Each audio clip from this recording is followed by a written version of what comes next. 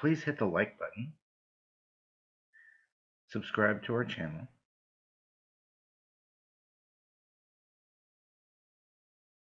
turn on your notifications, leave a comment below, and if you're looking to help Family Friendly Gaming, please go to the description box and click the How You Can Help Us link that brings up the Family Friendly Gaming website with a lot of ideas of what you can do to help us out. Thank you and have a wonderful rest of your day. Hey everybody, Paul Berry, Family Friendly Gaming. This is FFG Chronicles on the unionization of gaming, or at least the unionization of the gaming industry. So I read an interesting article, and there's an organization trying to unionize the video game industry. I've been in a union before, so I have some thoughts on this, and I will give you the pros and cons, and give you my opinion on the unionization of the gaming industry. First and foremost, I have a feeling that a lot of the video game companies are not going to want this, and they're going to do everything they can to fight it. And I understand that it can make costs go up. It can make the delays of game releases go longer.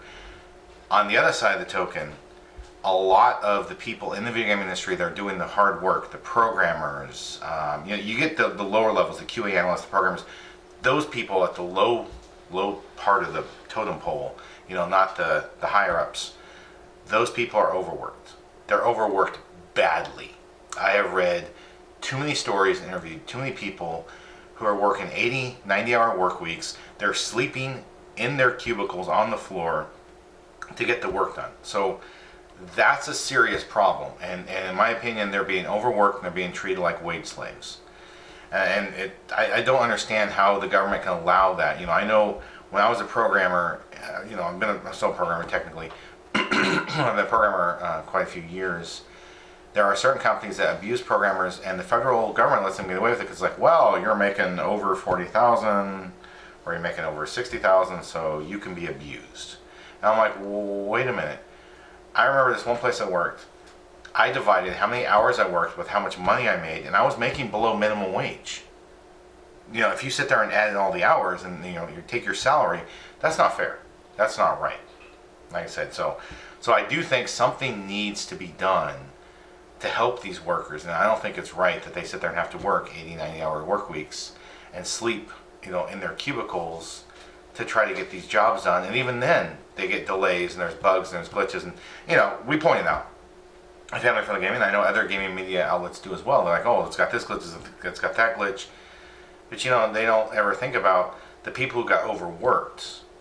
And maybe they were tired when they made some of those bugs. If you're not getting enough sleep, then yeah, you're gonna make mistakes. It happens. I know I was woken up and had to work in the middle of the night for one place, and it was horrible. I made all kinds of mistakes in the middle of the night, and I became incoherent. It also affected your mood, your emotions, so it was very, very bad.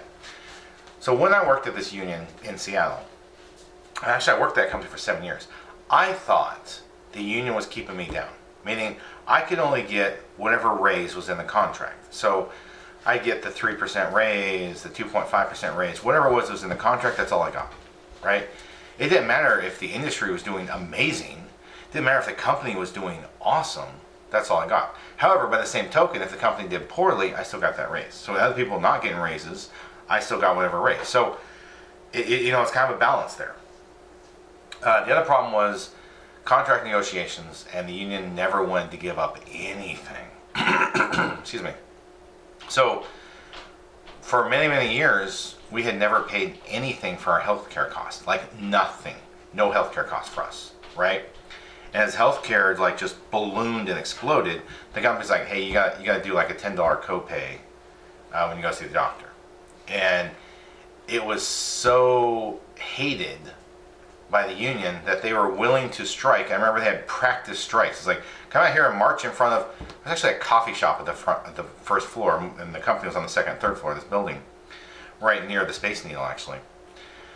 And it was like, I'm like, what is going on? What practice strike? And they're like, yeah.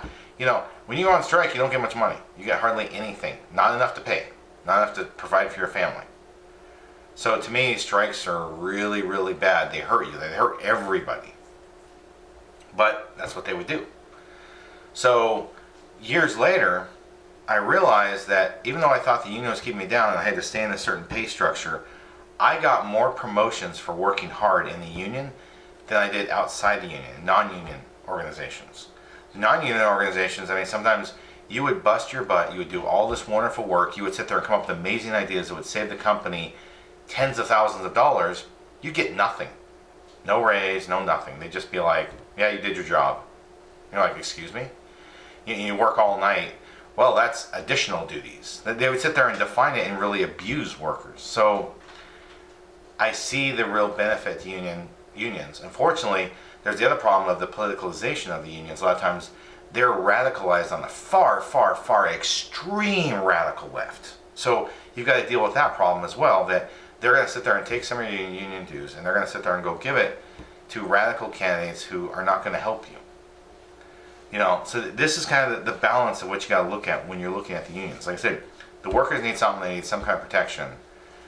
Unfortunately, the way the current state of the unions are, it's not so great. So I don't know what the solution is. Maybe if they would come up with a union that isn't so radicalized, and if they come up with a union that actually helped and give them a path to growth, that would be great. The good thing about unions is the workers are protected. So if you have any thoughts about this, and you know you're like, whoa, I didn't even think about this, but yeah, that's an interesting idea, please leave a comment below. I'd like to thank everyone for watching. I hope you have a wonderful rest of your day.